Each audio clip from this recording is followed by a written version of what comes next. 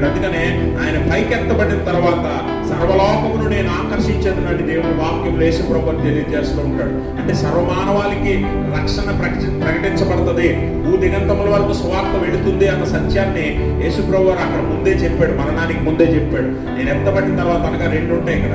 ఒకటి ఎత్తబడ్డ అంటే సిలువ మీద ఎత్తబడ్డ, రెండోది పరలోకానికి ఆరోహణం అవుట. ఈ రెండింటిని బట్టి సర్వమానవాళికి సువార్త ప్రకటించబడుతుంది. అనేక జనములు ఈ రక్షణ వైపు ఆకర్షించబడతారన్న సత్యాన్ని యేసు ప్రభువు తెలియజేస్తున్నాడు. అయితే మనం గమనించాలి, ఆయన అవమానము, అలాగే బాధ, అలాగే కష్టము, శ్రమ పడి తర్వాత ఘనత హెచ్చించబడ్డాడు. అందుకే విశ్వాసిగా క్రీస్తు కొరకు ఎవడు శ్రమలు పడతాడో, ఎవడు బాధలు అనుభవిస్తాడో వాడంట ఘనతకి మహిమకి పాత్రుడంట. ఎందుకంటే ఆయన వచ్చినప్పుడు ఆ ఘనత మహిమ మనకే ఇవ్వబడతాయి. అందుకని ఆయన అంటాడు, బలా నమ్మకము కలిగిన మంచి దాసుడా అని దేవుడు మనల్ని అనేలాగా ఈ లోకంలో